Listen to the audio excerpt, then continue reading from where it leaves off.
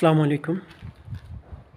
দেশের মধ্যে আসলে দেশপ্রেমিক বলতে কেউ নেই। দেশপ্রেমিক দল বলতে কোনো দলও নেই। সবাই চায় ক্ষমতা। এই ক্ষমতার জন্য যার যা করা দরকার তারা তা করে যাচ্ছে। এনসিপির দিকে তাকান। এনসিপি সিট নিয়ে, মন্ত্রিত্ব নিয়ে দর কষাকষি করতেছে। তারা জানে তারা এককভাবে নির্বাচন করলে তারা কখনো ক্ষমতায় আসবে না। সেজন্য তারা জোটবদ্ধভাবে নির্বাচন করতে চাইতেছে। তারা বিএনপির কাছে ২০টি আসন এবং ২ থেকে ৩টি মন্ত্রিত্ব চাইতেছে। বিএনপি শেষ পর্যন্ত তাদের যে আবদার, দাবি-দাওয়া এগুলো পূরণ করবে কিনা জানি না। তবে হয়তো ১০টি আসন এবং ১ থেকে ২টি মন্ত্রিত্ব দিতে পারে। মন্ত্রিত্ব দিতেও পারে আবার নাও পারে। এটা যদি মন্ত্রিত্ব না দেয় তাহলে এটা হবে বিএনপির ভুল। যেমন ধরেন ২০০৮ সালের নির্বাচনের দিকে দেখেন, শেখ হাসিনা ক্ষমতায় যাওয়ার জন্য যত রকমের কৌশল ছিল সবগুলো কৌশল অ্যাক্টিভ করেছিল।